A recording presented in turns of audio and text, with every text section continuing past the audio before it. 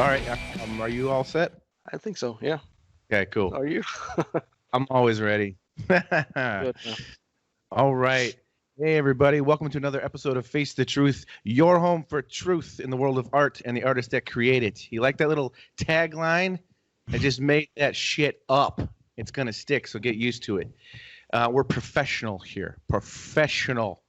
All right. Hey, my artist this week is an awesome son of a bitch. This guy is from the land of Sweden. He's awesome. I have been following his work for a few years, just on Instagram. I just love, he does the most cutest, adorable little characters. They're so cute. They're so lovable. I wish they could make little stuffed pillows you could snuggle with at night. It'd be wonderful. Anyways, I love his work. He's also a badass tattoo artist, and we have a lot of things to get into. So everyone, please welcome Dennis Carlsson.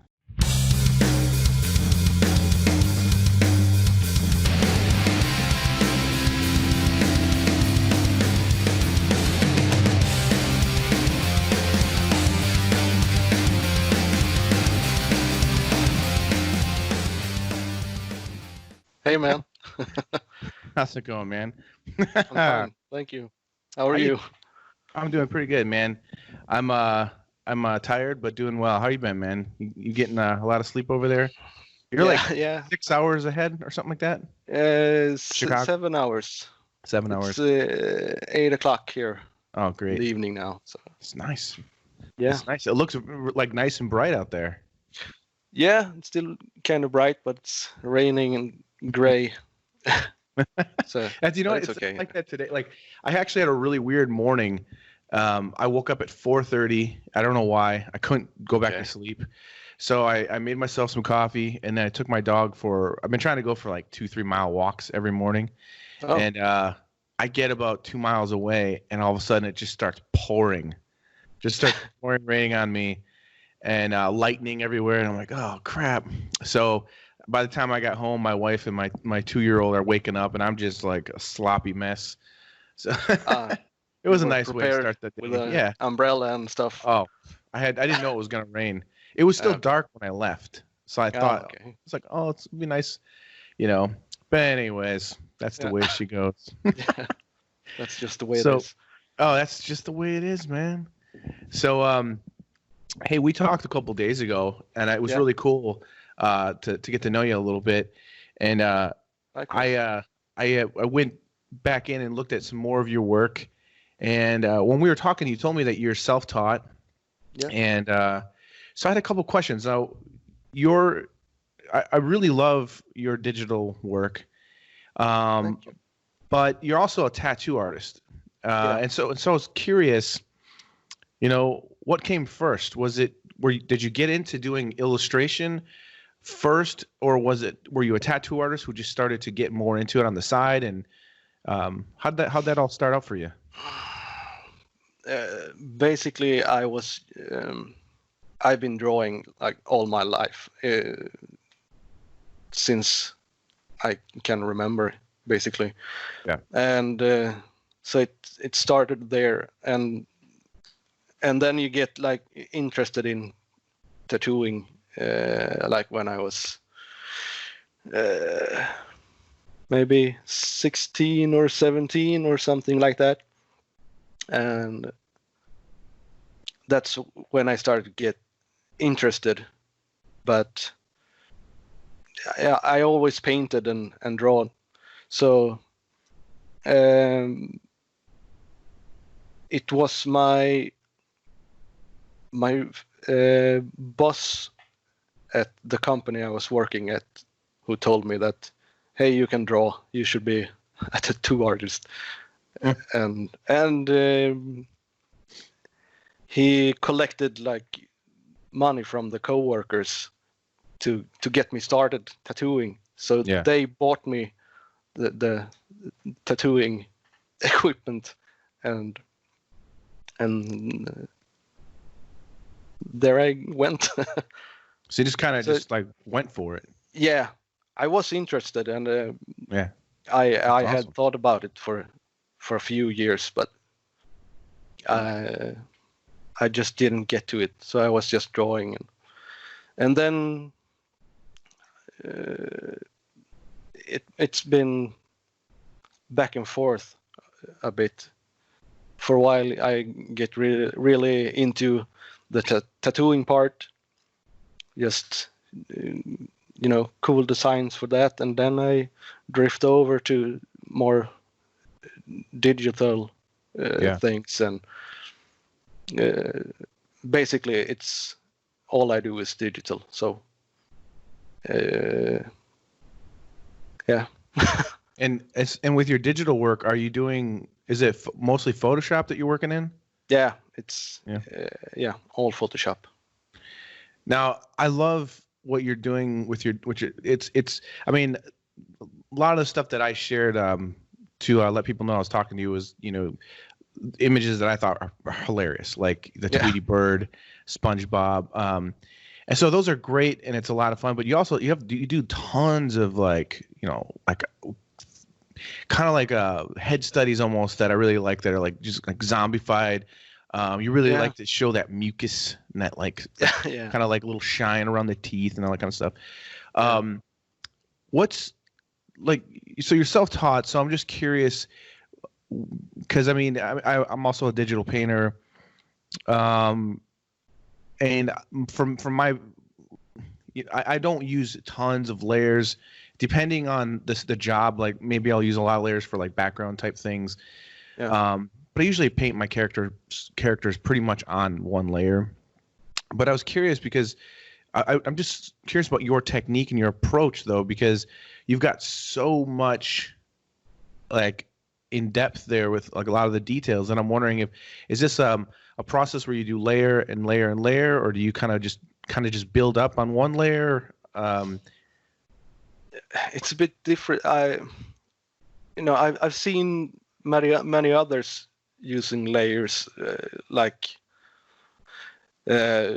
basically, like, I guess you should use them with a layer for multiply or overlay or color, but for me it's mostly for backup, like if I do a rim light or something on a portrait, and create a new layer and do that. And if I don't like it, you can just delete the layer. But and for like textures, and if there's some specular highlights, so I can change the opacity afterwards. And but more that's funny. That's pretty much what I do. The same thing you just described. Okay. I do the same thing. Like I'll like maybe if I want like a quick shadow somewhere, I might just do a layer with multiply and just see how it looks. If it looks great, I'll flatten it down. Same thing. Like maybe I want to see what a reflected light here looks like. Just so I do a similar thing, but I mostly keep it on a layer. So you just do a lot of just building and building of and do you start backup points with the layers? And do you start I'm not really sure exactly what your technique is, but do you start like let's say like the Tweety Bird piece, for example? Do you start by looking at references and then just kind of doing a sketch, and then you just kind of go like have fun with it as you go, or do you actually do if I do like famous characters, it's basically I want to challenge myself, so I don't want to use reference. I just want to come up with stuff as I go. So if I do SpongeBob or Tweety, I Google some images beforehand and take a look and like get how they're built and how they look, the colors, and then I just try to go from memory and do so I don't get locked with just copying what I see, basically what I remember. It's easier for me to do some funny stuff with that. Yeah. If I don't have but I do that with all my pictures. If it's not a character, a known character, I do everything from head and hope it goes well. Have you ever had any of those pieces requested for tattoos at all? No, not really. I see on Instagram that others do them with that's funny. other artists and stuff, and I get tagged, but not really. I don't tattoo with color. I only basically just black and gray. So oh, cool. I feel like it's hard to do all the colors and the stuff I do in the digital paintings. Yeah. Yeah. Like, I mean, digital. There's definitely a lot much easier. Tattooing, you have to kind of think of it in layers though too. Like, yeah, I can see how some of that could be a little bit. And no trying stuff and that, it didn't work. Undo. No Command Z. No. Yeah. So I don't have the courage to do that much color. Man, it's so weird when it happens, but it's happened to me before with tattoos in my work. Yeah. I had like I think it was a sketch of a rhino. So a few years ago, this guy commissioned me to do anything I wanted to paint. Was it the one with the in the costume? It's like a rhino. Yeah, it's like an old time. He's like wearing old timey clothes and stuff. Yeah. And so he told me it was going to be a painting for his kid's room, and I could paint whatever I wanted. So I didn't really know what I wanted to paint, and then I started drawing a rhino, and I'm like, oh, that'd be kind of fun to do something with a rhino because it's a really fun animal to kind of caricature a little bit and everything. So I did this doodle, just the head of this rhino.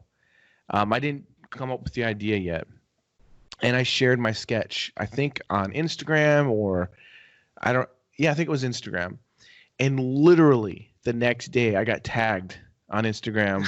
Some guy got that sketch that I wasn't even really finished with tattooed on his thigh.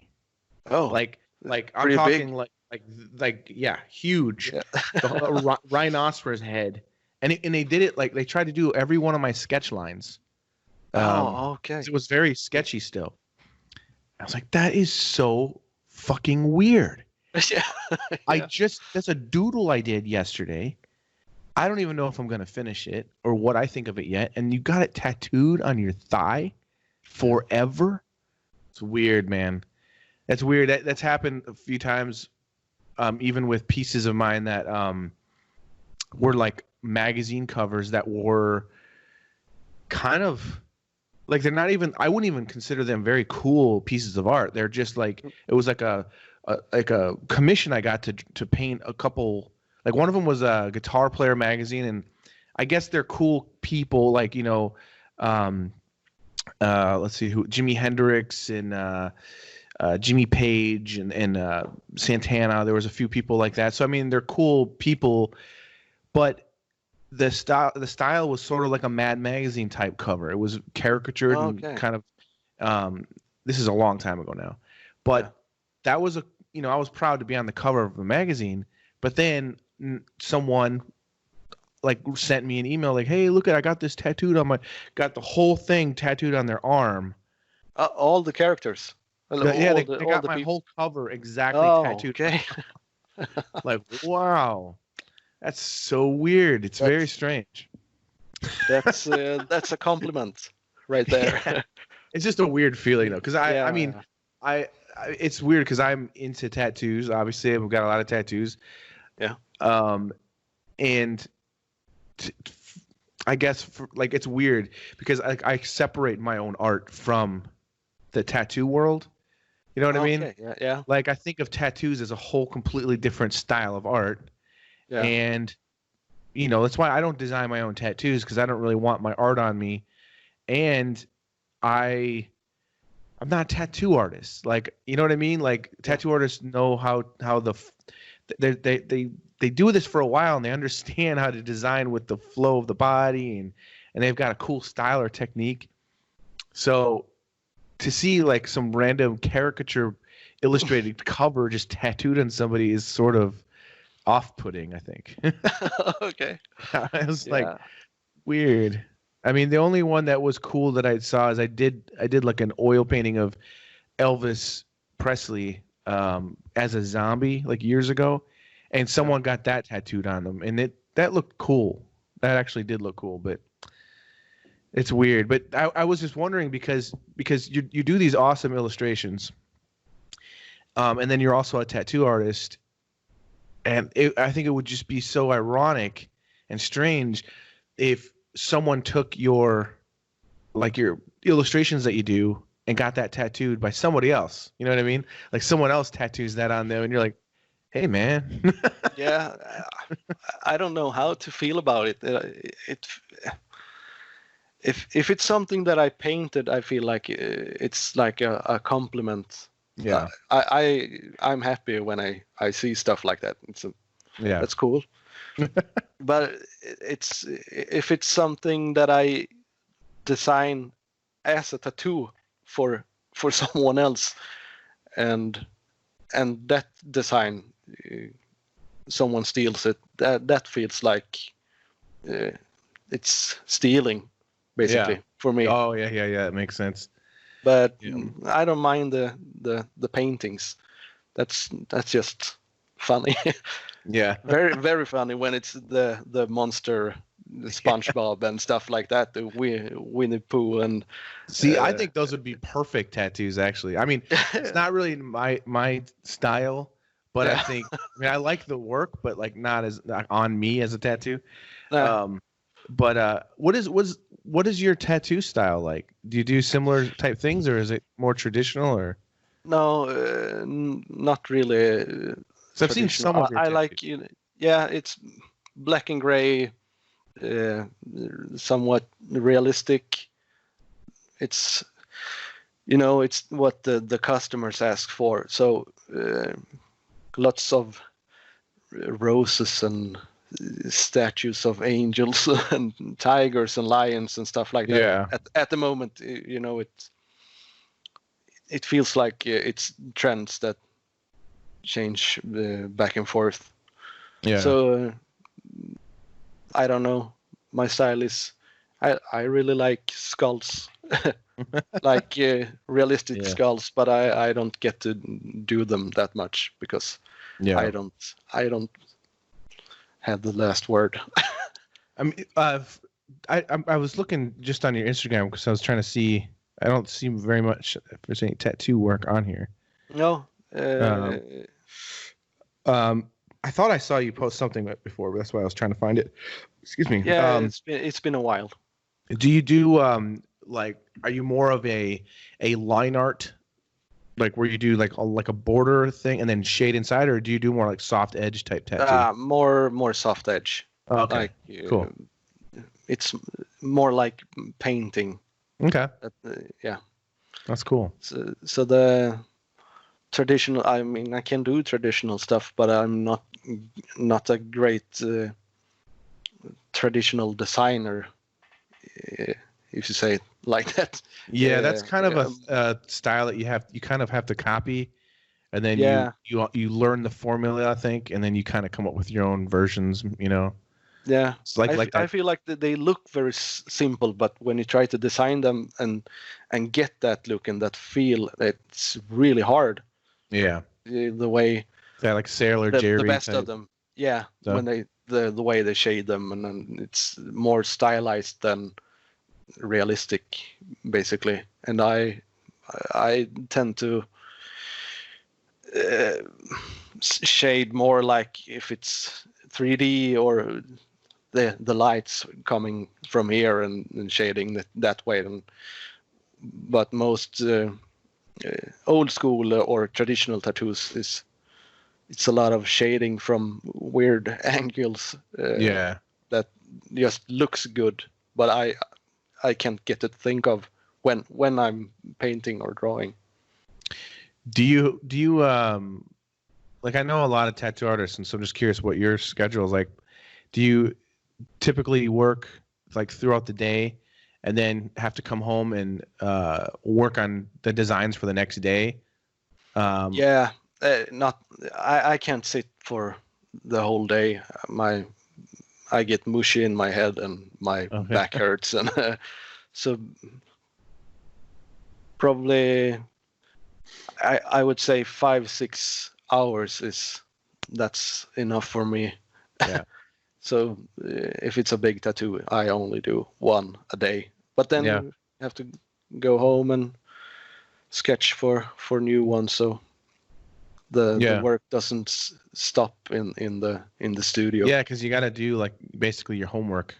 Yeah. Sketch it out, and and then that's. I mean, I was just curious, just because I find it, an interesting job. I've thought about it before years ago, but then it's one of those things where, like, I've been offered by some friends of mine here, like, oh, you should get into tattooing, but it's one of those things where I know you can't just do it nonchalantly. Like, you've got to put everything into it. You can't, you know what I mean? It's like you can't just go, oh, I'll just do it. It takes a while before you're gonna be ready. Yeah. Can't just jump into it. Some practice. Yeah, at least it takes some practice. Yeah. I'd love to try it sometime just for fun. Like, at least on pig it is skin, really fun. So, but to get it right at the first time, that's kind of hard.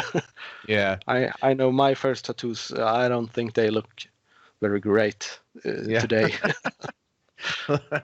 Those people are like, wait a minute. Yeah. That son of a bitch. You have to edit this out. No. No, I mean, it's funny. I think I can't remember who I was talking to recently about this. I don't know if it was you, actually. I don't know. Did I talk to you about how I was on the tattoo TV show? No. I was on two, actually. I was asked to be a judge on this show called Best Ink. Okay. And the episode that I was on was they were supposed to be tattooing for the final competition. They were supposed to be tattooing like realistic portraits, so they brought me in to be a judge. They didn't know that I was covered in tattoos, and so when I showed up, they were just like, "Oh wait, sorry, the Best Ink, that was the one where I went to." Getting them too confused. That one I was judging. I was like a guest judge, like I was judging on the side, and I was judging. They were doing illustration, themed tattoos or something, and so I had to. But then the one I was talking about, there's another show called Tattoo Titans, and I was like a judge for one episode, so I had to sit on the panel and all that stuff. But in that one, they had to do realistic portraits, and it was really funny because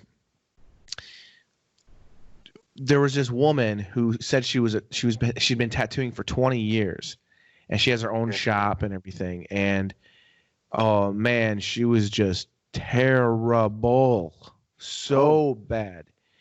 And so we're watching her. So the first challenge, they're given a prop, and hers was a book. And the person that she was going to tattoo, this book means a lot to them. And they wanted the book mixed with some other things. But here's the thing is that they also have Google. They can Google things for reference. But she actually has the real book to draw from. And so she does the worst tattoo on this person's back. Like, just god-awful. Just terrible. And so when it came to the actual judging at the very end, I was like appalled and couldn't believe. I was kind of confused why this show was even happening, to be honest, because it was like I just said, listen, the lady was giving the other judges crap because they were telling her what they thought could have been better on her tattoo. And so by the time it got to me, I was already annoyed with this lady. And I was just like, listen, I've never even held a tattoo gun before, and I know I could have done a better tattoo than you. And I said, this is how I know. I said, listen, I do illustrations for magazines and publications and things like that. There's a lot of pressure because I know a lot of people are going to see it. It's going to be in a big magazine where people are going to see it, and there's a lot of pressure on me. Yeah. You are putting something on someone's body forever. Yeah. Don't you feel any kind of responsibility or pressure for that? And here's why I know I would be better. I would do a better tattoo than you. Because before I would commit to putting that on someone's body for the rest of their life, I would have done my homework and my research. You had the book. You actually had the book there. All you had to do was look, and you could have come up with a way better design and drawing. And even if my lines were wibbly and wobbly, I'm sure they would have been, because it was the first time. It still would have been better because my design would have been better. Yeah. And then I just told her, "Shame on you for doing such a terrible tattoo." I mean, it's so bad that when the show came on, and I had a bunch of my friends over to watch the show, when I didn't even tell them this story yet, and when they showed the artwork on the screen, everybody in my apartment was like, "Oh my gosh!" It was so bad. Okay. She was angry, man. She got really mad. 20 years. Dude, 20 years. Did she have a specific style, or what happened? Yeah, it was shit style. Okay. Oh, nice. Sounds good. I don't believe her. I don't believe she's had her own shop for 20 years. Okay. I mean, I don't think anybody. Do you know Ami James? Yeah. Ink, Miami Ink. Yeah. He was the main judge on the show. And so he was like, "Man, she's not been tattooing for 20 years." It was terrible, man. So she got out right away. And the funny thing was, so it took 2 days to film, and my wife and I were staying in this. They put us in the same hotel as the tattoo artist. So that night we're having dinner, and the lady comes down and has dinner. She's sitting right next to us. I'm like, "Oh my gosh!" And she's on the phone. She's like, "There's that mean judge right there." She's like, telling some friend. That was just like so weird. Anyways, but she's still going. I have no idea. I don't care. Okay. Yeah, I just think it's funny. I mean, tattooing is a serious thing, man. Like, I think, like, if you're putting it on someone's body, forever. You have to be kind of serious. Yeah. I mean, if it's one thing if, like, you're good, and you've been doing it for a while, and, of course you can have fun and stuff, but anyways. How long have you been doing it for? Like 20 years? No. 10 years, I think. Okay. Around 10 years. Yeah. So it's been a while. That's pretty good. Yeah. That's awesome. I had a question for you. I was looking through again. I love this Batman. This Batman headpiece that you did. And I was looking at a couple others around there. I don't know if I'm completely wrong about when I look at this and look at the technique, but do you do a full render value painting first, black and white, and then layer in color and build up your color? Yeah. So it kind of feels a little bit like that, but not in a bad way. It looks cool. I was just curious. Basically, I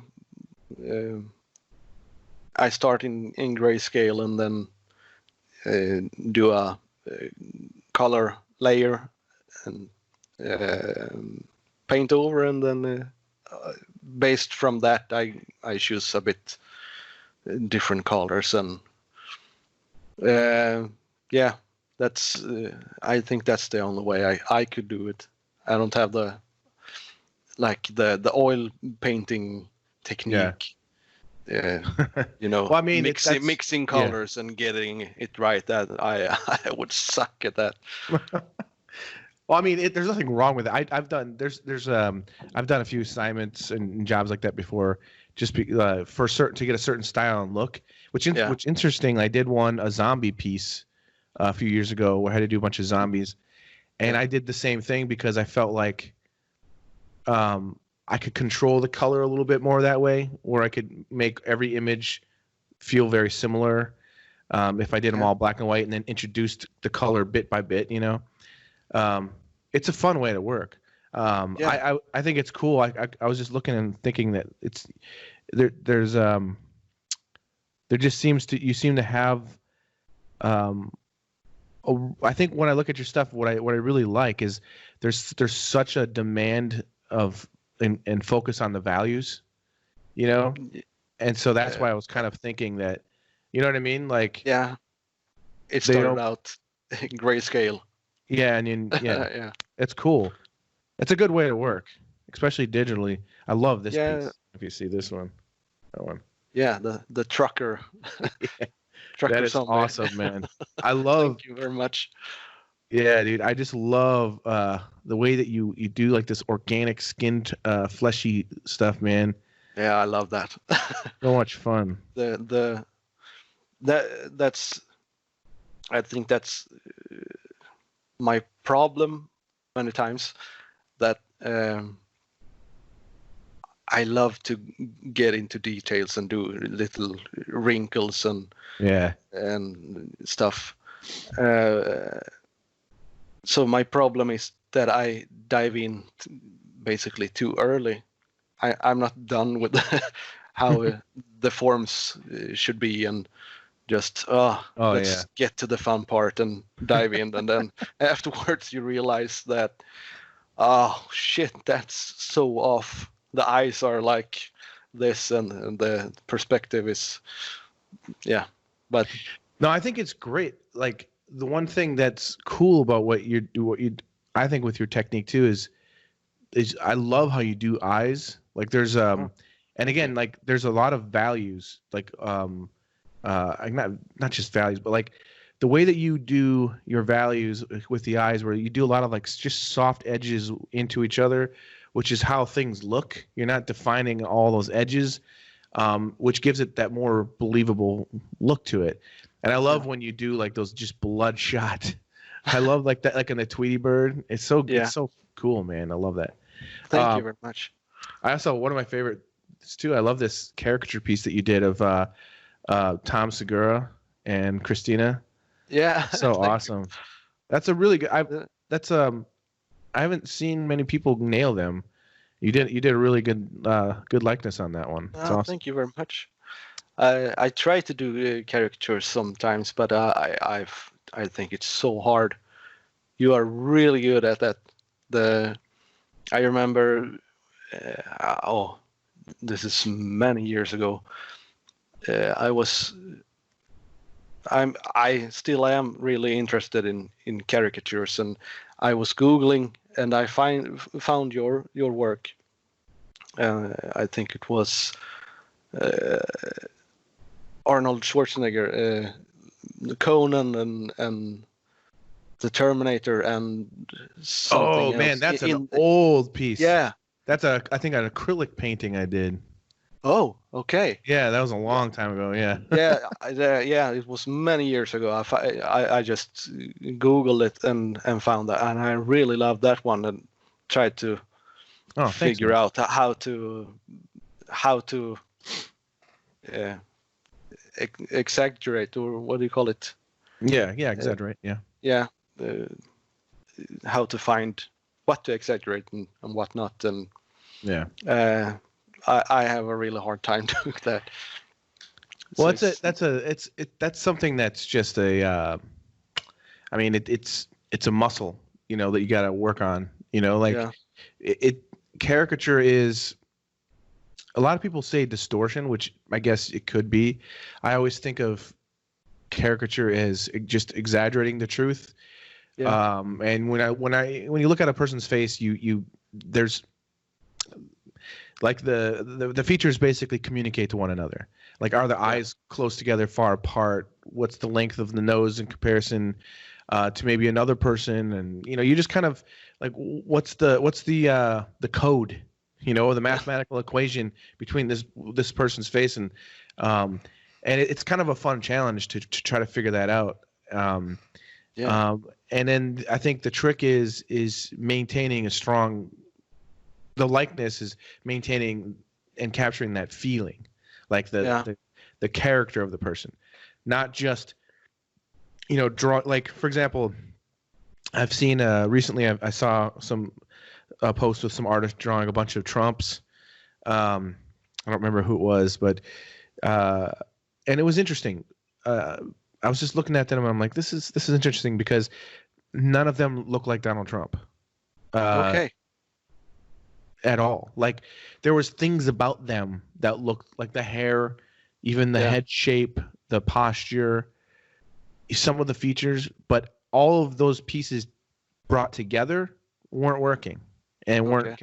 So that can be really tricky, and I see that a lot in caricature. But that one you did of Tom Segura, I think you totally nailed it. Like you nailed that's what I love about that piece. Is I love the first of all, I've never tried drawing her. I don't think.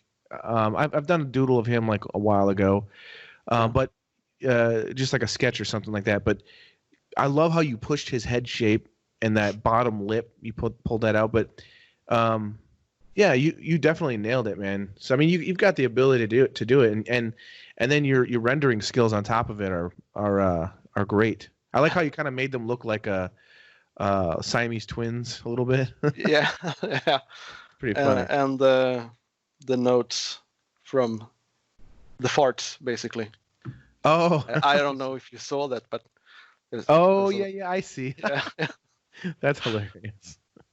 I love that. Yeah. I love their podcast. I listen to it all the time. Yeah, it's great. Yeah, he's one of my favorite comedians. Yeah, he's one of my favorite comedians. Of like he's probably one of my biggest. Him and Dave Chappelle are probably my biggest influences on comedy. Like him, maybe Bill Burr. But yeah, he's awesome, man. I actually saw him live last maybe about a year ago now. I saw him live. It was awesome, man. It was so cool. And yeah, it was really cool, man. But do you get to see, I don't know how many, speaking of, this is a good transition because I wanted to talk to you a little bit about what's it like over there where you're living right now. And but do you get to see much stand up or anything like that over there? Like do a lot of the comedians come through Europe at all? Or? I mean, I mean they come here and we have Swedish comedians and stuff, but I never. You do? Yeah. What? But I never see them. I like to watch the specials and stuff, but I never go to live shows. I mean, I live in a small town. Yeah. Like 1,000 people maybe. Oh wow. And so I never get to do it. I don't know why, but sometimes I try to do it.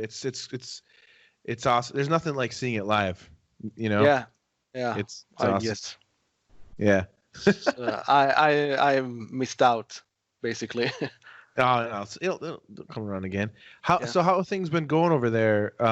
See, like in the U.S., everyone's hearing, that Sweden did their own thing. Yeah. And fuck everyone else. We're not going to listen. We're going to do our own thing, and everything's fine in Sweden. Everything's fine and dandy, and there's no problems. While the rest of the world crumbles. But what's I'm curious about your perspective because I mean, here you are. You're a guy that lives there. Yeah. So how's it been going since this whole Corona shit went down? For me, it's basically the same. I'm still working, and you have to check with the clients if they're sick, and I mean, you have to be careful. But we don't have any quarantine or lockdowns or stuff like that. I mean, as I said, I live in a small town. You've been open the whole time, like since this whole thing. I don't know if the borders may be closed, but I mean, restaurants and stuff, it's still open.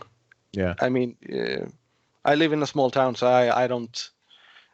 At the moment, I'm staying at home basically as much as I can, but in the cities, the restaurants are still open, and you but you have like you have to sit in every other table and stuff like that. So people are still people are working being smart about it and keep basically distance and, you hear the guidelines and wash your hands and all that stuff. It's the same, but it's more like your adults be you you should know yourself what to do and not to do and be careful. And so interesting. Basically. It's weird here in Chicago. Like, for example, I had to run to the grocery store yesterday to get some things. And so you're not allowed in if you don't have a mask. So you have to wear a mask. Yeah. And now they're doing it where they separate, like you have to stand outside in a long line. And you have to stand 6 to 10 feet away from the person in front of you. And you have to wait. And they have someone outside cleaning all the carts. And then when someone comes out, they let another person in. So it's something you can stand out there for quite a while because they only want a certain amount of people in the store. Yeah. And you have to have the mask on while you're in there. And it's fun. It's so weird, man. I don't know why this happens to me, but I have like this weird tick that whenever I go into a store, I just start coughing. Yeah. Like I start getting like a tickle and I can't, it happens all the time. And so I try not to. So the whole time I'm in there, I'm just like struggling to not cough. Cause I just don't want to freak people out. But then, when you go through the checkout line, they have, all these things on the floor that tell you where you can stand. So to stand. And then they have announcements on repeat that just drive me nuts. They're like, remember to be safe and keep 6 feet away from the person in front of you. And they'll say, small children from the ages and 2 up need to wear a mask. If they're not wearing a mask, blah, blah, blah. But then it'll repeat. And it's just repeat. It's repeat. It's repeat. And it's just like, oh man, I feel like I'm in like some crazy sci-fi movie or something. Yeah, I was thinking of that too. Yeah. And then, but, and then as soon as I get to my car, I put hand sanitizer, clean up, and go home, bring the groceries, and sometimes I wipe everything down just to be safe. Yeah. But I mean, for the most part, things seem. I mean, we don't, like everything's shut down. Yeah. Except for, I mean, you can you can order some restaurants will deliver and stuff like that, but I mean, you guys are basically open and running. Just people are being safe and smart and if you can work from home as much as possible, do that basically. Yeah. So it's not, I can't say it's like usual. It's very different, but we haven't closed everything down and forbidden stuff. I mean, we have there's no events and stuff. Yeah. I don't know how many. If it's like 50 people in a room, is the roof? If it's still that, I don't know anymore. Yeah, we're in Chicago. We're like at phase 2, I think is what they said, and it's basically the way it's been for a while. Phase 3, I think they're going to start opening certain restaurants and so on, but I think there's gonna be like a limit of how many people can go and that sort of a thing. I don't know. It's gonna be weird. I think that's how it is here too. Oh, okay. That the limit and the every other table thing, and I think in some places they put up like plexiglass. Between stuff between tables and we have them in the stores also. You know what I think's funny about that? There's a couple things about this. The plexiglass thing. Yeah. Shouldn't that already have been a thing? I mean, think about how many people grocery shop and go to these stores. They go in and out every single day. On any given day, there's got to be at least 100 people that go in and out that have a cold or something. Yeah. And these coughing people that are sneezing and and these people that are working there all day, I'm sure a lot of them get sick. You know, and just having that thing there, that seems like such common sense. And the same thing with masks. Like, forget the coronavirus. If you have a cold, you should probably, if you're going to go out somewhere, you should probably wear a mask just to be courteous, because you're going to give someone else a cold. It's just kind of funny that it's same thing with 9/11. Like, I remember before 9/11 happened, a friend of mine was landing from LA into Chicago. And this is back when I was in my punk rock band days, and this punk kid came with us to pick him up. You don't have to, when you go to the airport, you didn't have to go through security, really. You just you walk through a metal detector, but you didn't have to take your shoes off. You didn't have to put things through a thing. You just walk through a metal detector, and you can go to the gate and wait for your friend to get off the plane. You can't do that anymore. But before 9/11, we did that. Yeah. And my one friend that came with was just decked out punk rocker. He had like a studded belt. He had like spikes all over his metal spikes all over his jacket. He had like clothespins sticking through his ears and his nose, and he even had a bullet shell belt thing on. Just like it's like basically machine gun shells. Yeah. And when he came up through the thing and he walked through, it went beep, beep, beep, you know. They looked at him and they went, just come through. Like they're like, we're not going to. But he had this huge knife on him, like this giant knife. Oh. He could have done some serious damage. They didn't care, you know. Okay. But it's just funny because, you know, it takes something terrible to make these kind of changes, you know, where some things seem so obvious.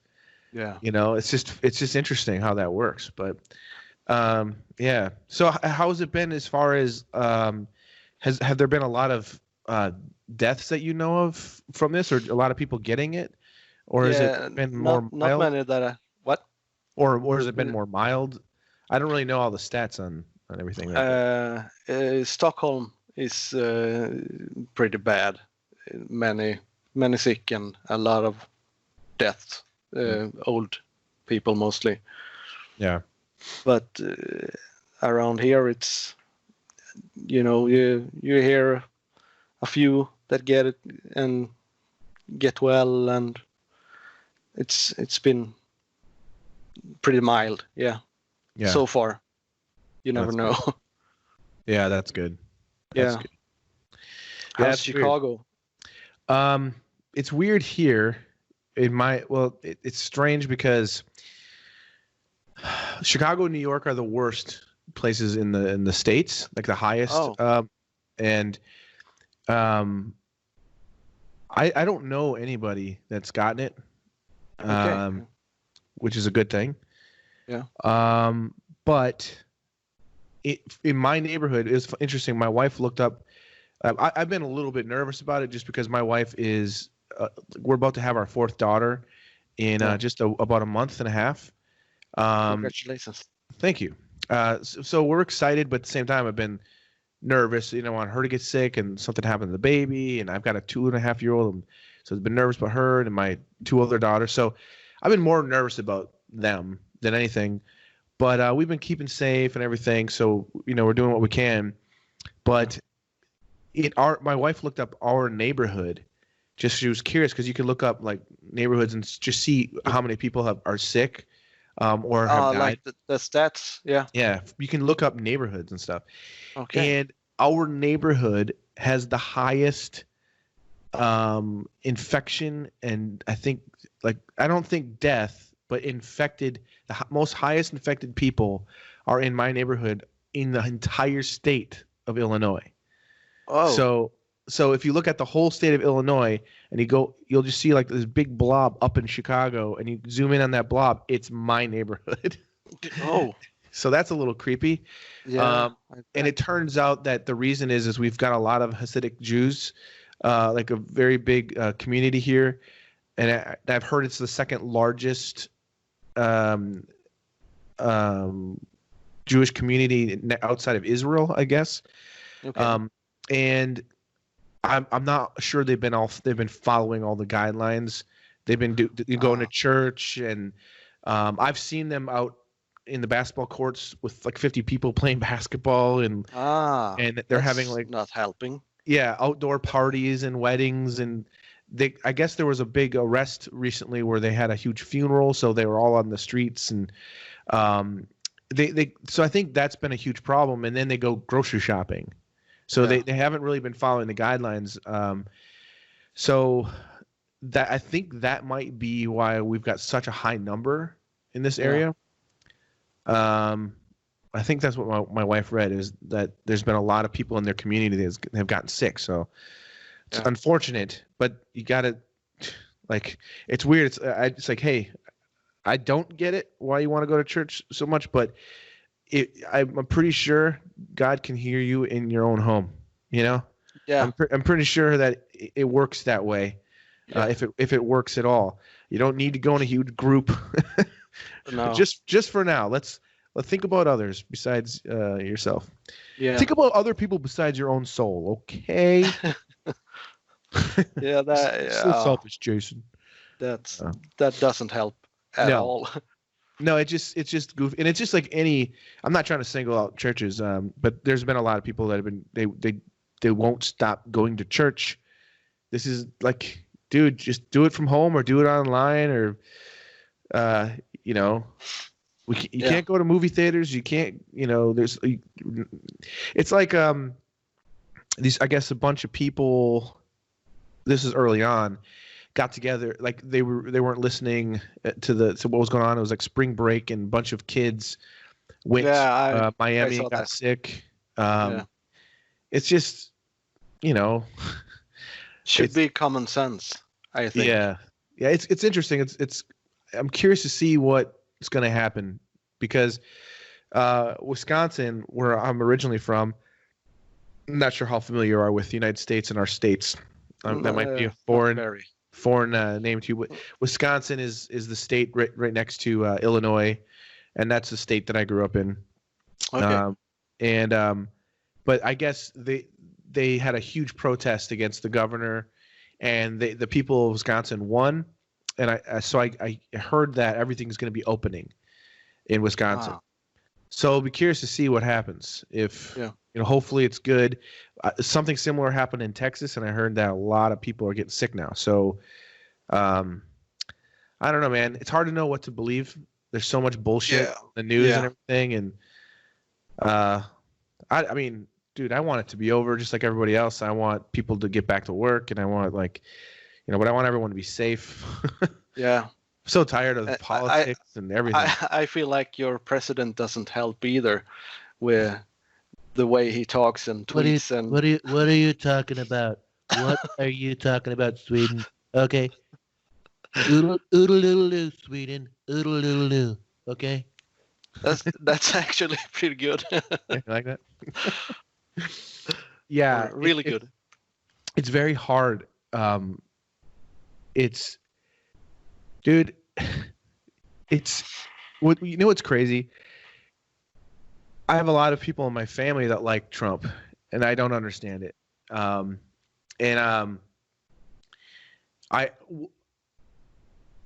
He'll say things that are just insane, and I'll say, yeah, but did you hear what he said? Like, oh, but what he actually meant was this, and he's actually really smart. He's doing this. He's actually dumbing down things because he's trying to annoy the Democrats. And it's like, no, he actually said that. It came out of his mouth. Yeah. He actually, it's hard to watch, man. It's hard to watch. It's very surreal. And to be honest, man, I'm not happy about what's going on with the Democratic Party either. I'm not happy that Biden is the guy that they chose. It's like we've had 4 years to find somebody, and Biden, a guy that's almost 80 years old who can barely speak. He almost, I mean, the guy like can't hardly speak without saying something stupid or creepy. And it's like, I don't know, man. Right now I feel like we're living in an episode of The Twilight Zone. Yeah. It's just crazy, man. It's like, I don't know. We'll see what happens. Corona and Trump. Dude. Yeah, dude. It's I don't know. Like it's hard to imagine. I mean, so even if Biden wins and he becomes the president, a lot of people will be happy, but will it be that much of a difference? I don't know. Right now it's hard to have any faith in anything right now. It feels very. It feels like okay. During all of this stuff going on, it finally came out that the U.S. government and Navy have admitted that they actually have UFO evidence. Okay. That they did you hear about this? No. They came you got to look it up, man. It's crazy. They actually the U.S. Navy and U.S. government said they've been holding on to it for a while, and it had to be reviewed, and all these different things had to, it was like a process to make sure that it's not bullshit. They had to like prove things, and so they've got radio charts, they've got computer graphs, they've got video, they've got audio, all this stuff, and it's been proven that this is legit. This is not a hoax. They've got UFO evidence of them flying over the ocean, all kinds of things. Now, see, here's what's funny about this. People have been talking about UFOs for years and being like, oh, are they here? Do they exist? Mm-hmm. And now this information has come out and nobody's talking about it. Nobody cares because Corona and Trump and the election and all this crazy stuff. It's like normally people would be like, whoa, UFOs, but you haven't even heard of it. No. and they don't say that it's aliens. They say these are unidentified flying objects. These are flying. No, they say these are flying vehicles that we do not understand. That we don't know how they work. We don't have the technology. We don't know of this technology by anybody else. They shouldn't be able to move the way they do and disappear and do what. And so it's a real thing, and nobody's talking about it. That's weird.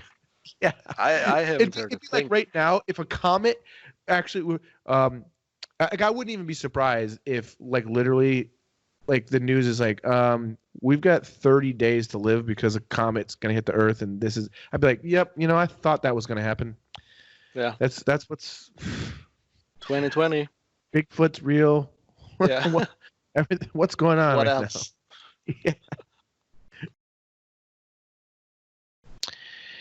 Yeah, so this has been crazy times, man.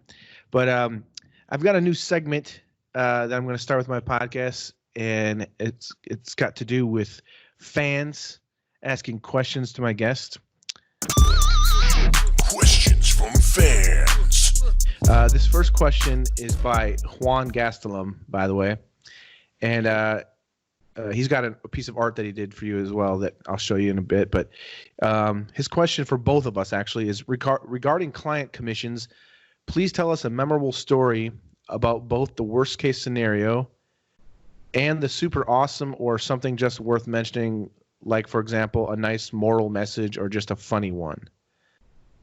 And by the way, he says your work is amazing, Dennis. Oh, thank you very much.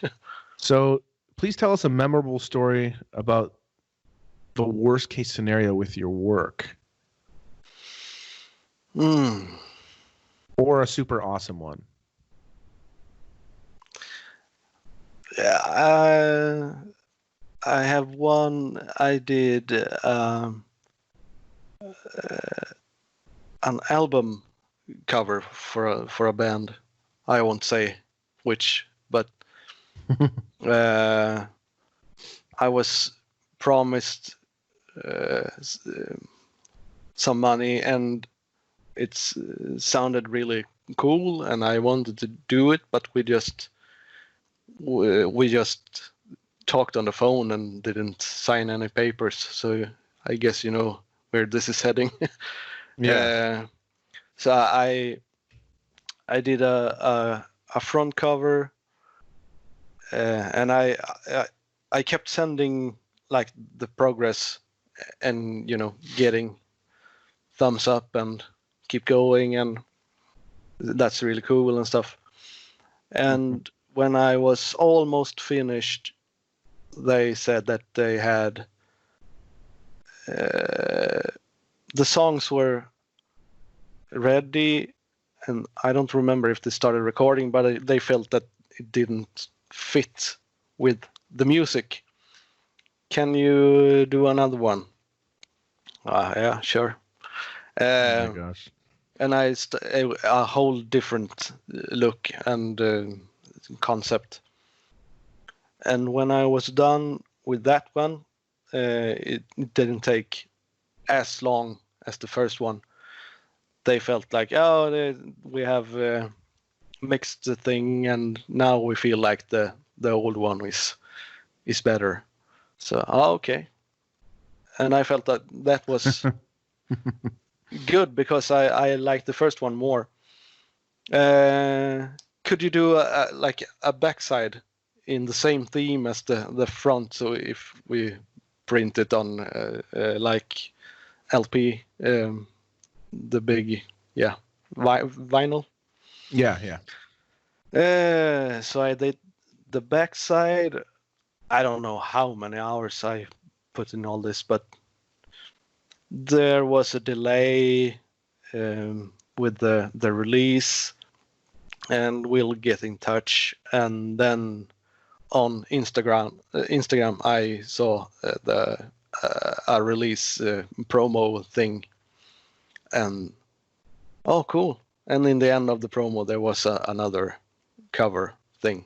So they didn't even tell me. It was just, you won't get any money. Okay, thank you. Wow. I think that's the worst one. That's interesting. I have almost the exact. I have a lot of stories about worst things that have happened, but I have almost exactly the same story. Okay. A friend of mine who's a musician commissioned me. We agreed on an amount that the label was going to pay and all this kind of stuff, and then gave me images and told me what they wanted, and I worked on an album cover. I painted the album cover. I did the whole thing. Turned out great. He loved it. I didn't get paid I was like waiting, whatever. And then a couple months later, the album comes out, and it's like they used a photograph. Some photographer used or did a photo, and that's what they used. And I was just like, wow.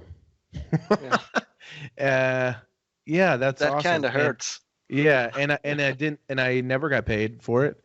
Yeah. And it's weird because it's a friend and everything, and it's just like, wow, well, they'll never get a piece of art from me again. You know what I mean? Like, it's just I can't.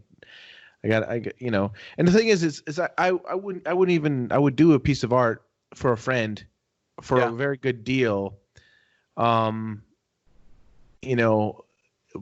it's like taking time out of me actually making money from different jobs that I need to take care of my family. So that's, so I've had situations like that before. I've had situations before where I've done like full on illustration for magazines or advertisement where I've spent just insane amount of hours and details, and then they completely cancel it.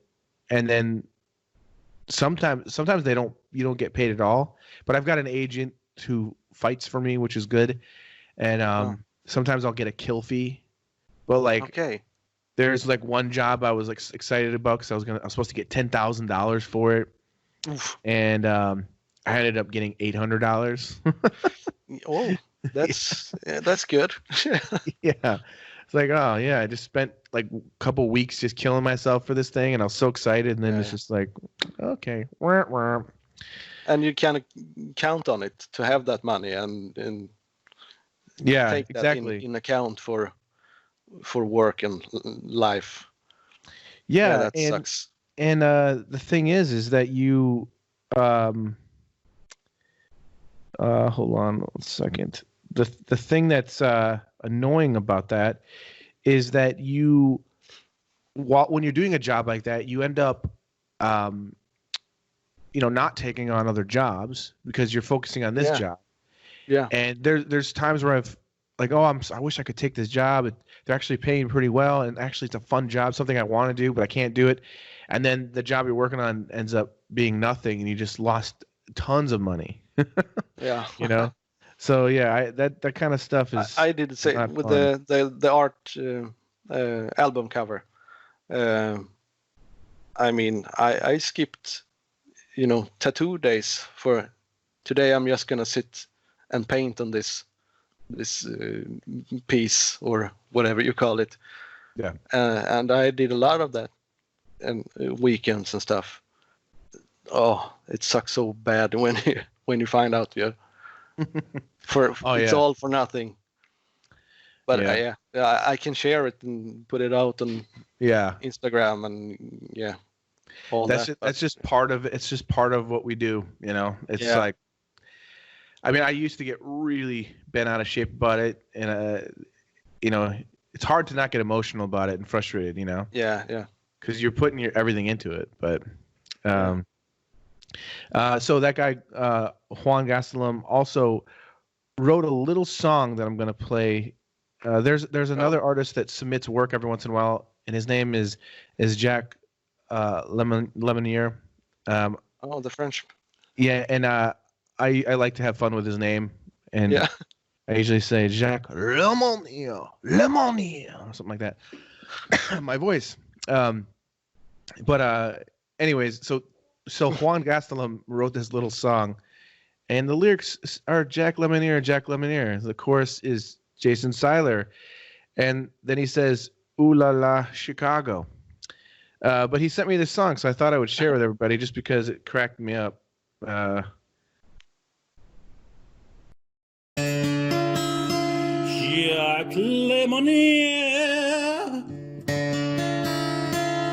Jack Lemonnier, Jason Seiler.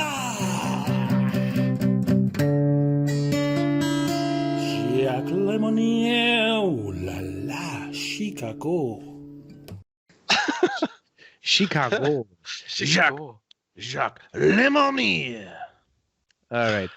Yeah, that's really a good song. Yeah. Really good. And Jacques Lemonnier, he actually sent in a question as well. Let's see. This is his question.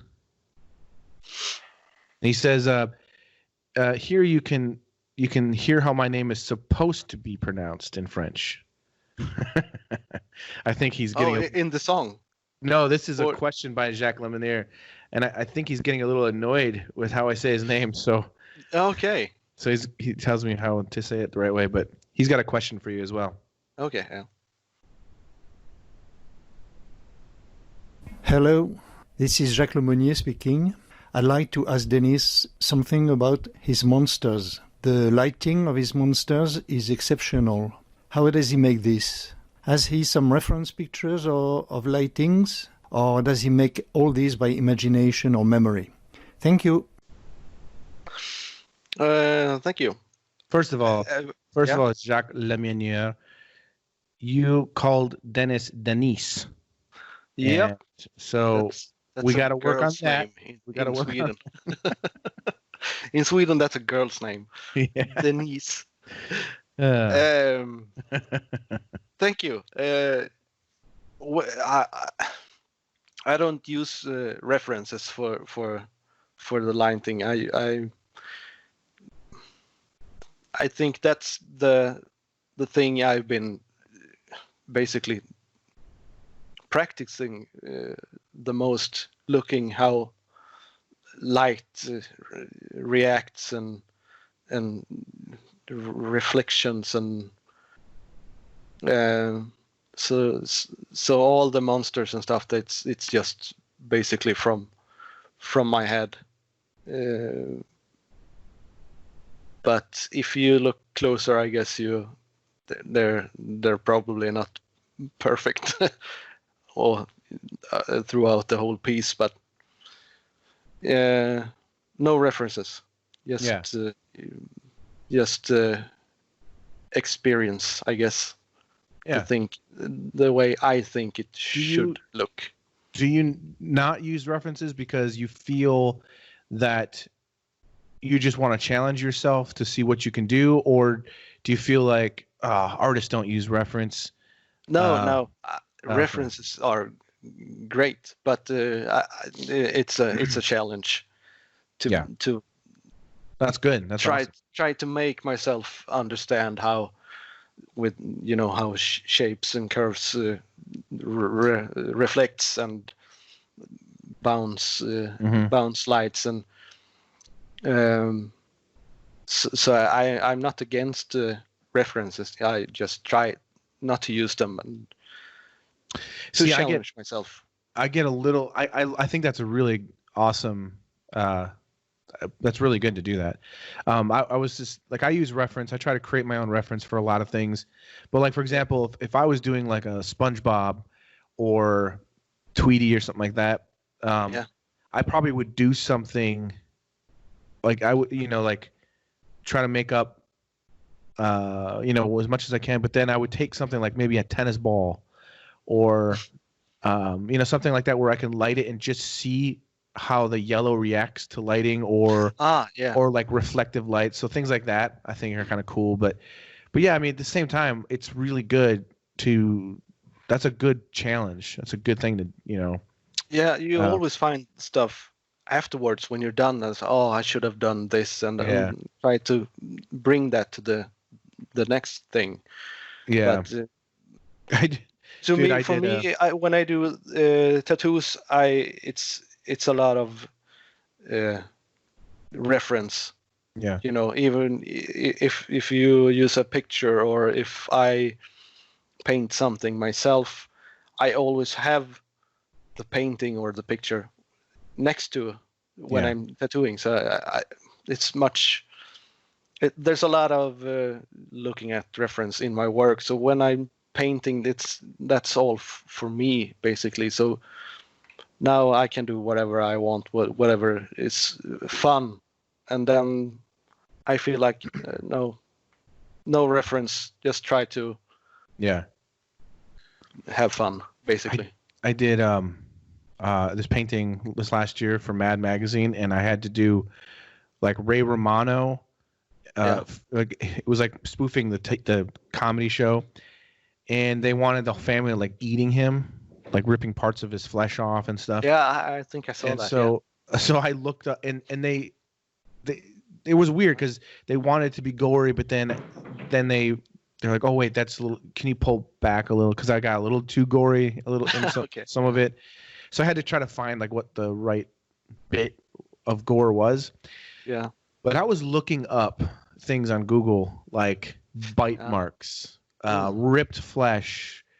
I looked up shark attacks, and I found some crazy pictures of just real ripped apart flesh with like, you would love it, dude. Like some of that detail, so. Like it would help. It would help some of that.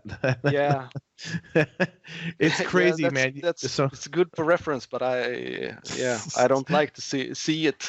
Yeah, like to make it up. When it's real, it feels like, oh my god, no. Oh yeah, dude. It's my wife when this whole pandemic thing started, she accidentally spilled hot bacon grease all over her hand, and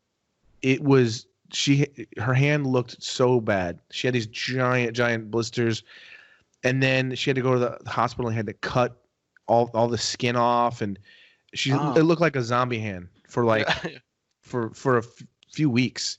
But it luckily it's healed like almost perfectly. Like she doesn't even hardly have any marks or anything. So, but it was crazy because I basically sent the pictures to a friend of mine who does special effects for movies and stuff. Oh. And I was like, hey, dude, I got some reference for you. It's like, damn, dude. Who's that? Your friend? Mike Fontaine. Oh, yeah. I follow him. Yeah. On he's Instagram. Amazing. Yeah, he's amazing. Or wait, I said his name wrong. That might be the other. No, I'm confusing their names. How it's big? It's hold on. I can't believe I'm screwing up his name. Hold on a second. Mike Marino. I think Fontaine is his buddy. that works with him. I don't know how Okay. I've had Mike Marino on my podcast, and so that's why I'm confused. Why I confused his name. Okay. That's just weird. I haven't said his name for a little bit, but he's a cool guy. He's a really cool guy, amazing artist. Yeah. So you know who he is. He's incredible. Yeah. Anyways, I follow a lot of special effects artists. Yeah. It's a nice inspiration. Good inspiration. Yeah. Oh yeah. It's awesome, man. It's some of the stuff that they do is crazy. Yeah. Like it's awesome, man. So there's a question here from Samuel King Davis. Okay. And he says, do you know about the Garbage Pail Kids? And he said they were trading cards that had a slimy, gross aesthetic. And he should know that it's actually a nipple on his head. He did a painting of you, and he put a nipple on your head. So you'll know that piece when I show it to you. But basically, he just wanted to know if you've heard of the Garbage Pail Kids. No, I don't recognize it. Because your work actually would be perfect. It was basically just like these disgusting paintings of like kind of kids and different weird characters and stuff. It was like a collecting card thing. It was huge. It was huge here in the States. Like people like traded them, and maybe I've seen it, but maybe I'll recognize it when I see it. Yeah, just look up Garbage Pail Kids. You'll be like, I know that. So I have one last question for you. Excuse me. Where's the question? Okay. So one last question from you from Lars Eric Robinson. So here's the question. Hey, Dennis Carlsson and Jason Seiler. I never usually ask any questions on these things, but when I saw your work, Dennis, I was really impressed. And it sounds like you have a Scandinavian last name there, Carlsson. So yeah, I lived in Sweden for 10 years. But my question is for you. Do you basically do an underpainting in sepia tone before you add your colors? Because that's definitely what it looks like.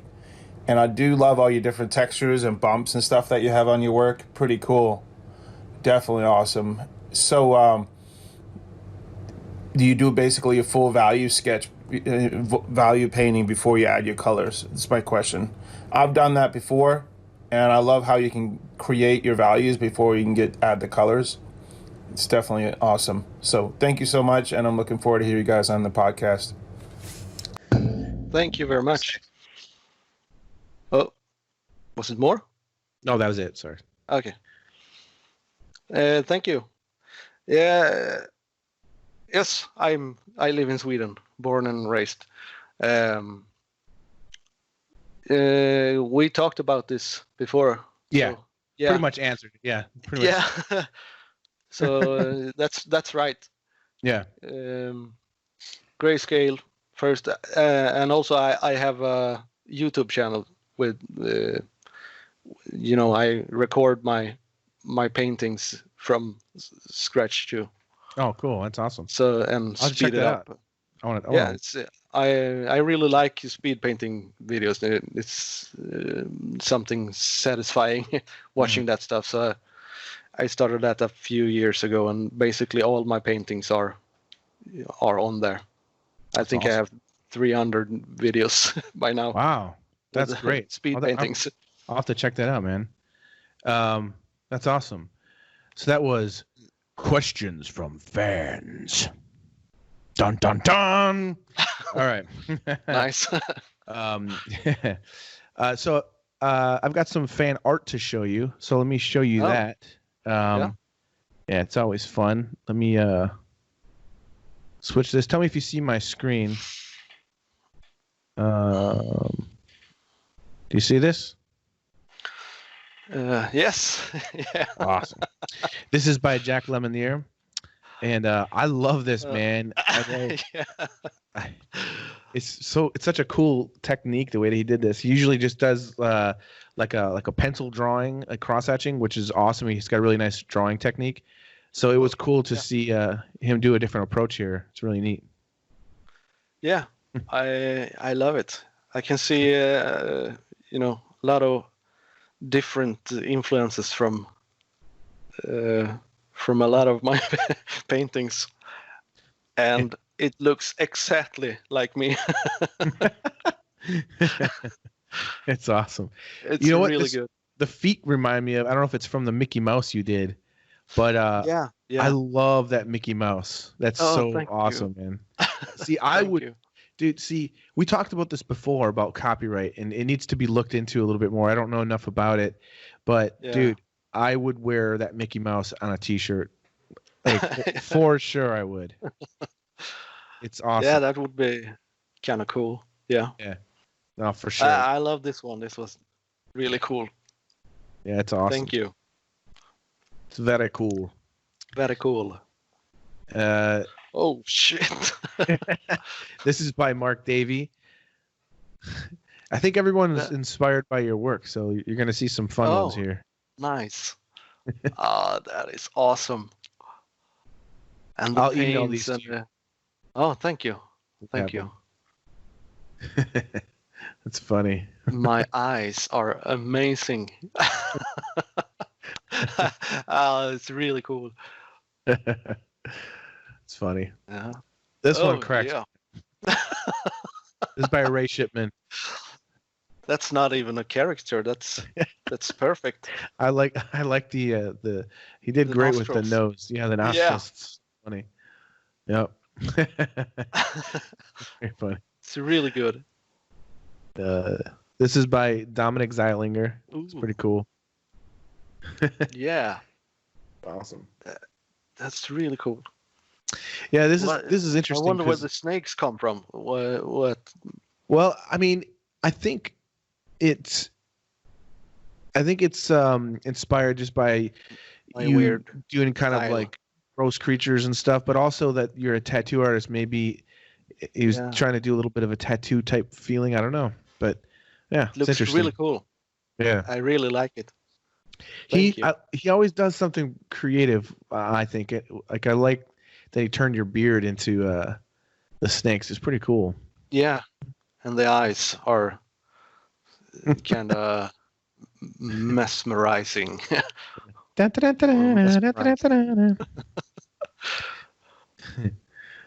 Ooh. This is by Walid Shihab. That is really cool. I really love the hairline. That's pretty funny. Yeah. It's just that's just amazing. Gone. Yeah. Yeah, it's cool. Really good. Some nice fun shapes pushed there. Yeah. This is another fun one. By Julio Cesar Horns. That pretty is cool. Awesome. Yeah. And this one is by Juan Gastelum, who had the question. Oh. Now, to be honest, I get now that there's third eyes, like in the forehead. Yeah, but when I first saw the first one with the pink one, I thought that was a vagina on your forehead. With a penis in it. Yeah. It's like bananas coming out of your head with a vagina eye or whatever. Yeah. Pretty cool. Cool that he shows two references. And see, I'm confused though. Like, so it looks like bananas coming out of your head. Yeah. I don't know what that means. And then the other one, in the bananas, there's like a it's like a Morse code or something happening there. And then is that a pear that you're thinking about? Yeah. I don't know. I think so. I don't really get the reference, but it looks like a pear, yeah. We'll have and to... the yellow beard looks like basically how I paint teeth and stuff. Like that feels like the inspiration for that one. That's true. It's really good. Oh, I have more questions. Oh. Oh, here's the one with the nipple on the head. This is by Samuel T. Davis. Wow. The details on the nipple. Yeah. What's in the eyes? Are those screws or? I don't know, and I think the mouth is supposed to be an anus. Yeah. I think looks kind of like it. Yeah. Don't take it personal. No, I don't. I really like it, and the lighting too. Feels like basically how I do it many times. It's pretty cool. Yeah, it's really cool. I don't know what's up with the ass nipple. mouth. Yeah, and the ass mouth. This is the last one. This is by Lars Eric Robinson, and just so you know, he did this in about an hour or so. Oh shit! He wrote me just about an hour or so before we did the podcast and asked if he had time. So he did this very fast to send it in. So that's really cool. Yeah, really fast. I mean, there's a lot of stuff happening. Yeah, pretty cool. Yeah, it's this actually would be like an interesting piece if it was painted too. Like there's so much you could do.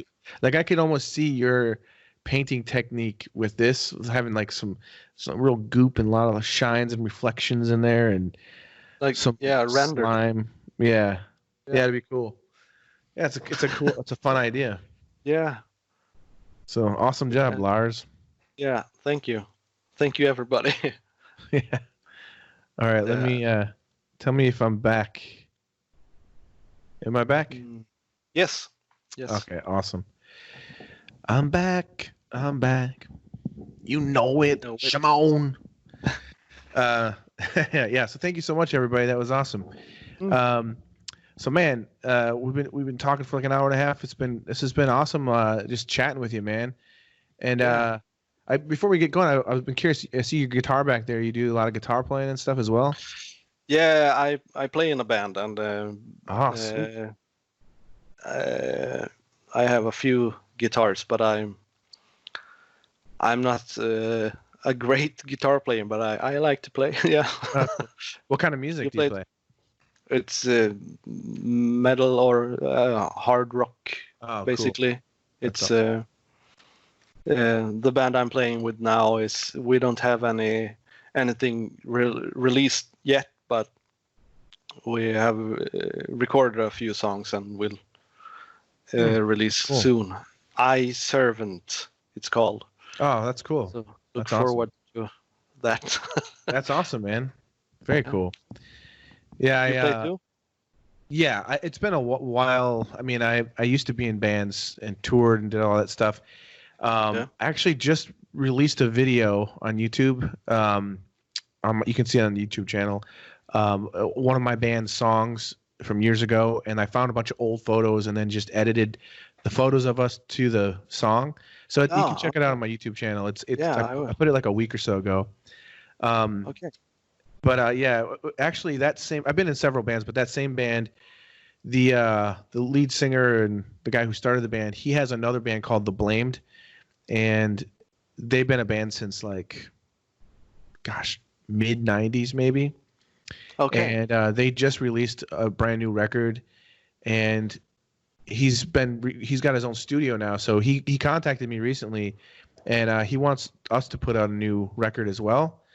And so before all this Corona stuff started, we kind of started working on songs, and I started working on some new ideas. But we're gonna get together and put out a new. I think he wants to do like only 7 songs or something like that. So, cool. But it's literally gonna be like 20 years since we played together. Wow. So it's kind of crazy, but kind of cool reunion. Yeah, it'll be fun. It's like punk rock, kind of like Rancid type punk rock. Okay, yeah. So I'm looking forward to that, man. It'll be fun. It'll be interesting. Yeah. Do you have any songs finished, or is it just like your ideas? He's got one song that is like all the parts are pretty much there. I got to go in and play rhythm guitar on it, and then we got to do vocals on it. And I have one song that I started writing lyrics and pretty much a framework for the music, Okay. but I haven't recorded it yet. And I got a couple other ideas just for riffs and stuff that we'll just see if something sounds right, you know? Yeah. But it's weird because he's here in Chicago and our bass player is in California. And I think, I'm not sure who he's going to have drum, but the drummer that he uses a lot is in California as well. Okay. So when we were playing together, we kind of had like we had these twin brothers play with us on a tour. They played bass and drums, and but for the most part, we've always had to find a drummer. Like basically, drummers from bands that are friends of ours will come and do a tour. Okay. So that's So we never really had like a steady drummer. So you never knew what it would sound like live. Yeah. Well, no, because we knew, we would have those drummers come in and play on the album. Okay. So they already knew the songs. Yeah. Okay. So, and we had a drummer for a little bit, but he moved away, and then, so it was basically just me and him. He plays lead guitar, I played rhythm, and then sometimes I'd play bass. It just depends on how it would go. Just kind of go with it. But I miss it, man. I miss it. It was like so much fun. So I can't wait. I just like the idea of doing another new album again, and just to see what we can do now. Are we still gonna sound the same, or is obviously we've 20 years? That's probably you'll hear something different. Well, I'm interested context wise. Just 20 years ago, I was an idiot. I didn't know anything, and I was writing the dumbest lyrics and no aesthetics, just So now I feel like I've got a lot more experience with music and vocals and lyrics, and I just living life, so there's more to write about. So yeah, but anyways, it's gonna be fun. I think it's cool. It's interesting. Like, I think it's awesome for you as an artist. You do tattoos, you do illustration type stuff, you do music. I'm sure there's other creative aspects of your life as well. And I think that, it's important as an artist to kind of push yourself and branch yourself out. Like, I started getting into doing stand-up comedy. I love that. I love the writing. I love the creativity part of it. But even still, just even doing this podcast is just an extension of just art, right? And I think us as artists, that's just natural to wanna. What else can I do creatively? Yeah. It must be inspiring to speak with a lot of different artists and in different genres, and I love it. Like, feel like I want to try that stuff out. And for sure. I was actually thinking when I was talking to you, like, about when I was looking at your stuff, I'm like, man, I'm for fun, I would like to do something similar. So I think I might try something. I'll send it to you. Like, what do you think, dude? I would love to see it. Something creepy and weird. Yeah. I'll try to think of improvise. Something funny. Yeah, something funny. I'll try to think of something pop culture-y and then fuck it up. Yeah. But that's the thing about those paintings is a lot of people think it's supposed to be scary. It's kind of scary, but it's for fun. For me, it's like you should laugh at it. Because that's exactly. I think it's hilarious how people are like, "Oh, it's so creepy," I showed my childhood is ruined, and I showed my 13-year-old a bunch of them, and she was like, "Oh no, Mike Wazowski! Like, how could you do that?" And like, isn't it hilarious? That's fun too. Yeah. Oh yeah, that's a good one. Yeah, see, but that's how they should have looked. They're supposed to like scare little kids. Monsters. Exactly. It's just funny. Yeah. It's meant to be funny. That's my take on it. And some funny. paintings they say that this is not scary, and it's not supposed to be. It's supposed to be fun and weird. Well, yeah, I mean, like you're taking a beloved character and just like the Mickey Mouse one. I love that so much. Like, Thank you. That I'm telling you, that would be a perfect T-shirt. It's so cool. Because like I always see people wearing Mickey Mouse shirts, and like my 2-year-old just obsessed with Mickey Mouse. Yeah. Actually, I'm gonna try to show her that and see what she does. It'd be funny. I should do that and film it. But she loves Mickey Mouse and Minnie Mouse. But that image is so just. To me, I laughed like as soon as I saw it, it just like cracked me up. I mean, it's so funny. Good. Yeah, it's great, man. So, anyways, dude, thank you so much for doing this, man. I really appreciate you taking the time, and it's fun to talk about your work. Yeah, of course, it's fun to talk about your work, and it's cool to hear just your perspective on this whole Corona shit too. Just to, this is a weird time. We're all going through this together. This is like. You're in Sweden. I'm in Chicago. We're able to talk. That's still awesome. Yeah. And it's cool to just, it's weird that we're all having to go through this, but I think at the same time, it's kind of a cool experience that we'll never forget. That we all did go through this together. And I think that the more that we can encourage and inspire people with art and everything. Especially now, the better. So, thank you so much for you taking the time, because a lot of people are super stoked and inspired by your work. So, thanks again. And before we go, can you direct people towards anything so they want to follow your Instagram or wherever you have your work? Yeah, the Instagram is DC Tattoo _ What do you call it? _ Swe. Yeah. SWE, and the same on YouTube for the speed painting time lapse things, and awesome. For the tattoos, DC Tattoo on Facebook. I think that's it. Cool, awesome, man. Thanks again, and for everyone else out there, we'll see you next time. Oh, and before I go. Just a heads up, I just found out that my guest next week is Gregory Manchez, who is an amazing oil painter, illustrator. So if you are a fan of submitting art, I'm going to be sharing his work and his pictures soon. So you'll have a week to do that. So thanks again, man, and we'll talk soon. You want answers?